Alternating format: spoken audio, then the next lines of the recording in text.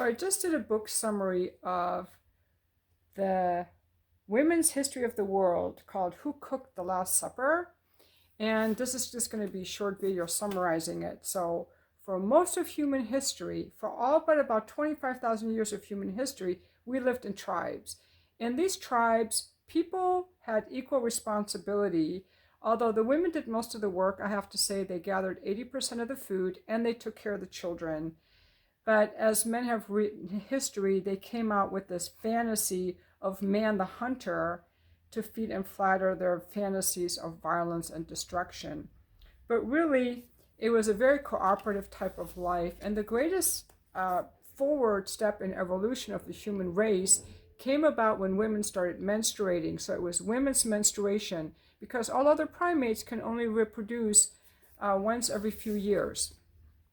So to this day, even in all members of hunting societies, all people join in hunting and beating activities as a matter of course. Now, most forms of hunting did not in fact involve direct aggression, personal combat, or struggle to the death, but involved preying on slow-moving creatures like turtles, or wounded or sick animals, on females about to give birth, or on carcasses killed and abandoned by other fiercer predators. So man was not going around braving himself against lions and bears. So that's a myth that men have created. The only regular, unavoidable call on man's aggression was as protector. So infant caring and group protection are the only sexual divisions of labor that invariably are obtained in primate or primitive groups. So when men first killed, they didn't do so for sport, thrill, or pleasure, but in mortal fear and fighting for survival.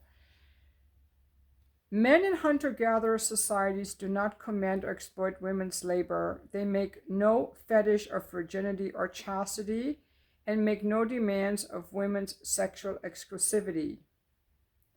They do not appropriate or control the produce or movement of women.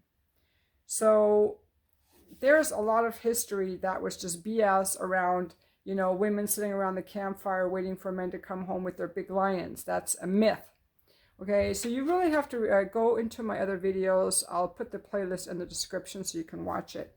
Then, due to all, we had about 25,000 years of the age of the goddess, where women were exalted and they were the rulers, and they just used men for their sexual pleasure pretty much. That's not fair either.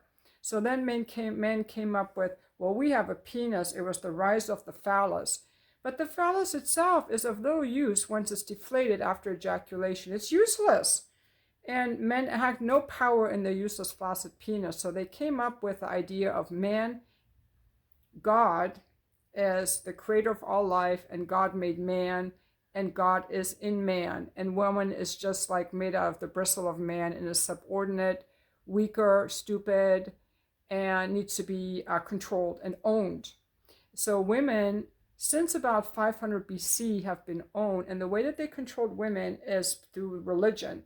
All the major religions of the world around that time started telling women that they were less than men, that they were subordinate, that they were weak, and that God the Father, man is made in the image of God, and God is man, and God works through man, where man is the leader and the owner of the women. And that's the age that we're just coming out of now, in the age of the knowledge economy. So we had the women's movement where women could vote. Women finally had access to birth control. The first birth control clinic was started by a woman in Holland in 1830 something. And now that women have control over their reproductive rights, which they've tried throughout history to do with these very toxic, dangerous chemicals and techniques and coat hangers and all this. Now women are no longer forced to bear children, because in the past they had to. So when women are no longer chained to pregnancy, lactation, infant caring, pregnancy, lactation, infant caring, with 10 or 15 children, however many they had, women were now free to have control over their own destiny, the same way that men did. By the way, women have always worked. They've always worked. They're the ones that provided all of the skins for the clothing, the sewing, the caring of children, the tending of fire, doing the midwifery and the herbal gathering, and gathering 80% of the food in the tribal days. And they even fought in armies and led armies. So this whole thing of women being submissive to men is something that men came up with to try to control women. But it's not unfair, because during the goddess age, women controlled men. So if we look at history, for most of human history, we had tribes. We had 25,000 years of the woman as goddess. And now we've had maybe 1,500, 2,000 years of man as the god, pretty much. And now this age has been pretty short-lived, I think, because now we're coming up to another, this is like a very churny time where women are now equal to men again. We're back to the tribal days where men and women are equal.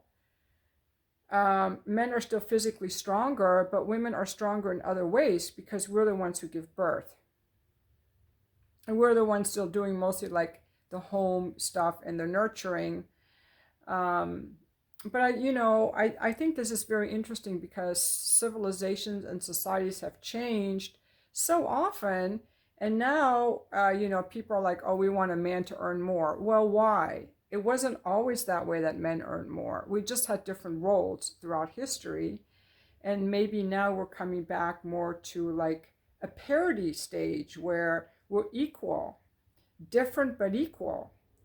And so the question that I really have, and this book was written in 1998, so she wrote this a long time ago, but the question I really have now is like, what is going to be the role of men and women in today's age, where we finished the age of the phallus and to finish the age of God as the Father and finished the age of man's superiority.